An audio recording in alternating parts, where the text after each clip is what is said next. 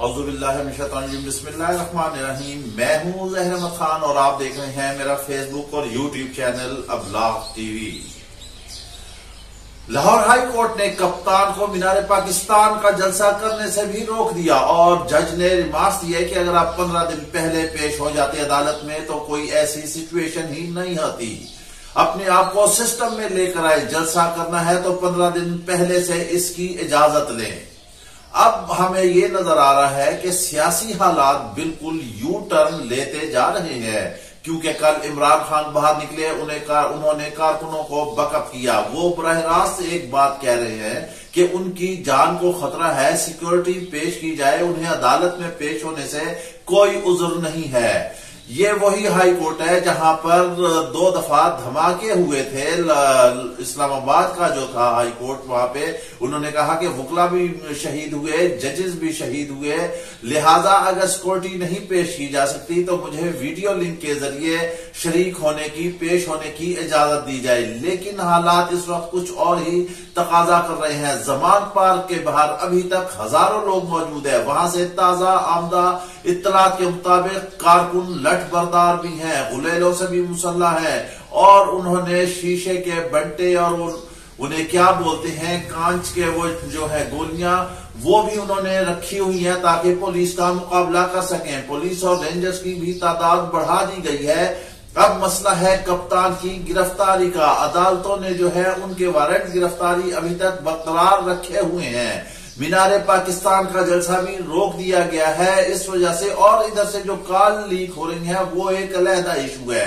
حکومت نے قطعی طور پر ہاتھ اٹھا لیا ہے اور حکومت کہتی ہے کہ ہم نے کوئی وارنٹ گرفتاری جاری نہیں کیے، یہ عدالت نے کیے ہیں۔ یعنی کہ اب ساری تر ذمہ داری جو ہے وہ انصاف پر اور عدالت پر ڈال دی گئی ہے۔ جیسے کہ ہم نے پچھلے ویلاگ میں بتایا تھا کہ اس وقت کا تقاضا ہے، عوام بھی دیکھ رہی ہے، کپتان بھی یہی کہہ رہا ہے، عمران خان بھی یہی کہہ رہا ہے کہ عدلیہ جو ہے قدم آگے بڑھائے اور حالات کو وہ کنٹرول کرے۔ چونکہ عمران خان کہتے ہیں کہ ان کی جان کو خطرہ ہے، اس وجہ سے وہ گرفتاری نہیں دیں گے۔ ان کی بہن نے بھی یہ چیز کہی ہے، انہوں نے جو ہے قاتلوں کی نشاندہی بھی کی ہے، اور باہر جو کارکن موجود ہیں انہوں نے کہا کہ وہ ہمارے قابو میں ہی نہیں ہے، وہ نہیں چاہتے، وہ یہ سمجھتے ہیں کہ کپتان کو گرفتار کرنے کے بعد جو ہے ان کی جان کو نقصان پہنچنے کا اندیشہ ہے۔ اب مسئلہ یہ ہے کہ جب ریاست ہی کہیں پر ناکام ہو رہی ہو، جب ریاست نے اپنی رٹ قائم کرنی ہو تو وہ ہر طرح کے طریقے اور حربے استعمال کرتی ہے۔ آخر ہماری سیاست ہے کیوں ایسی؟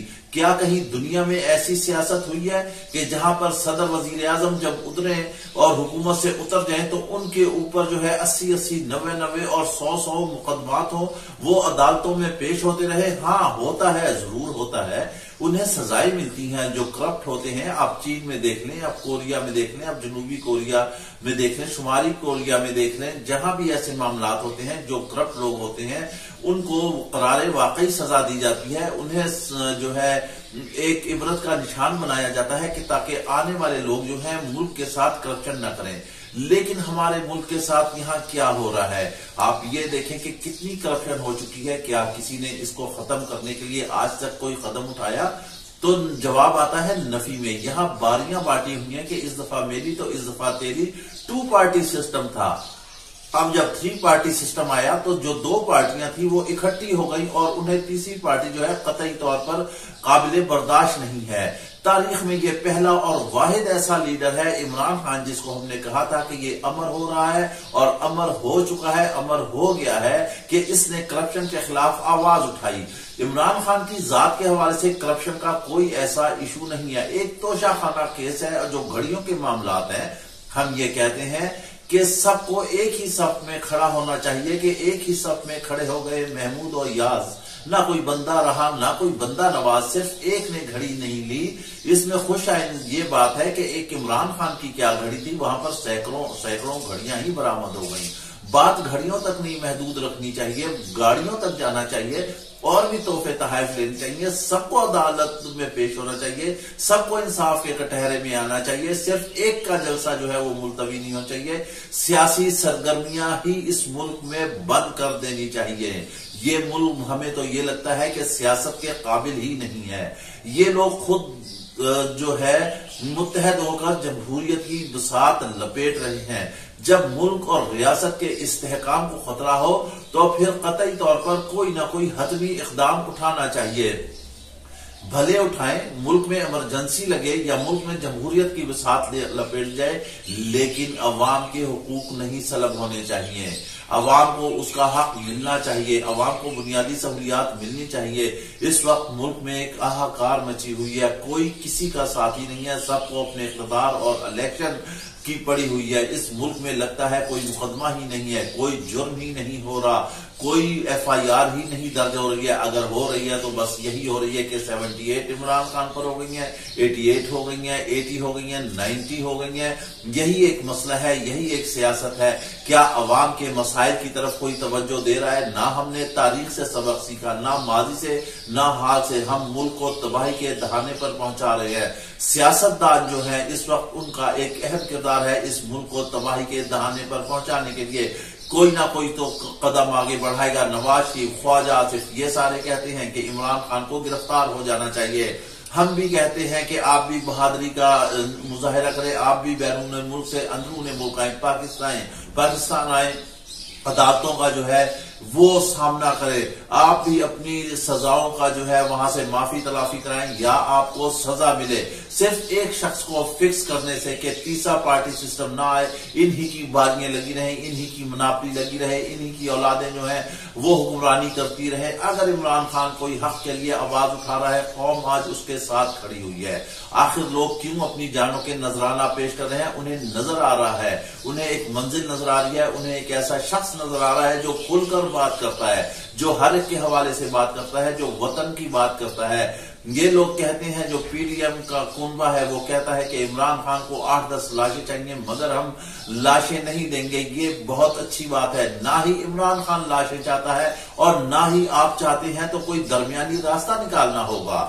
جب اسلام آباد میں آپ نے پہلے دفعہ 44 نافذ کی تو عمران خان نے جو ہے اپنا جلسہ اور ریلی ملتوی کر دی۔ وہ ریلی نکالنا اس کا ایک گناہ تھا اور اس ریلی میں مینار پاکستان پر جلسہ کرنے کا اعلان کرنا جو ہے وہ اس کا گناہ تھا۔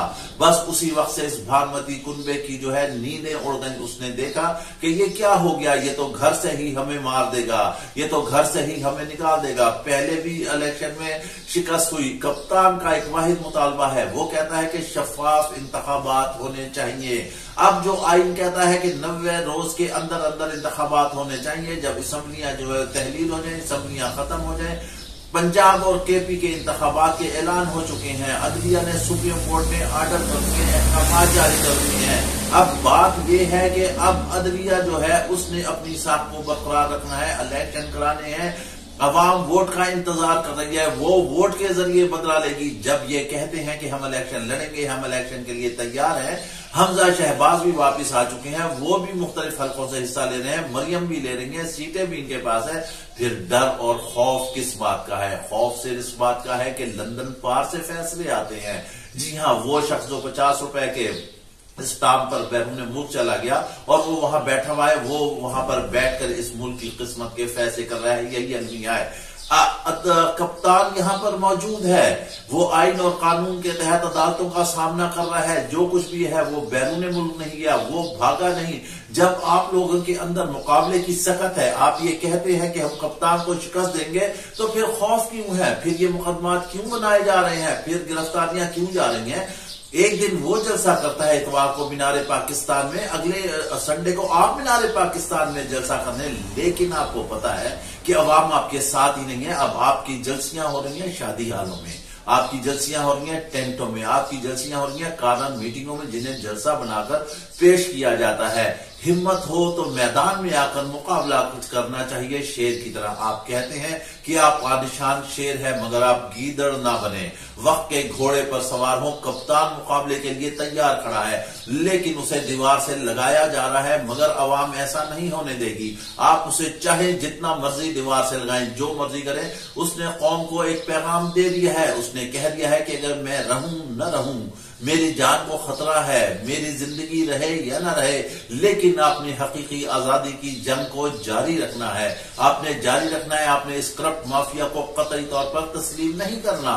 اس نے حفظ ما تقدم کے طور پر کمیٹی بھی بنا دی ہے جو اس کی عدم موجودگی میں جو ہے تحریک انصاف کو چلائے گی، لیکن قوم اس بات پر بضد ہے کہ کپتان ہے تو صرف اس کا کپتان ہے، کپتان آگے بڑھے گا، قوم اس کے پیچھے ہے۔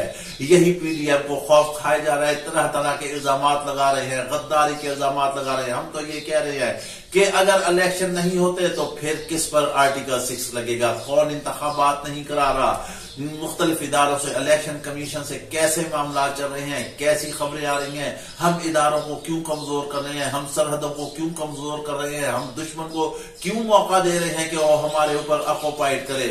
ہمیں دیکھنا ہوگا، سوچ سمجھ کر فیصلہ کرنا ہوگا۔ یہ کوئی نئی بات نہیں ہے، الیکشن ہوتے رہتے ہیں، ہار جیت ہوتی رہتی ہے۔ کپتان کھلاڑی ہے، وہ ایٹ دا اینڈ تک کھیلے گا۔ آپ میدان میں نکلیں اور سازشی سیاست سے باہر آئیں، کپتان کا مقابلہ کریں۔ قوم ووٹ کے ذریعے دودھ کا دودھ، پانی کا پانی کر دے گی، قوم جس کو چاہے وہ بٹھائے، اور پھر آپ اس کی حکمرانی قبول کریں، لیکن کرپشن سے آپ توبہ کریں، معافی کریں، پھر کپتان کے ساتھ مذاکرات کریں۔ وہ مذاکرات کے لیے تیار ہے، لیکن کرپٹ مافیا کے ساتھ بیٹھنے کے لیے قطعی طور پر تیار نہیں ہے۔ اس کے ساتھ ہی آپ ہمیں اجازت دیجیے، اپنا خیال رکھیے گا۔ ویلاگ پسند آئے تو لازمی لائک اور شیئر کیجیے گا۔ اللہ حافظ۔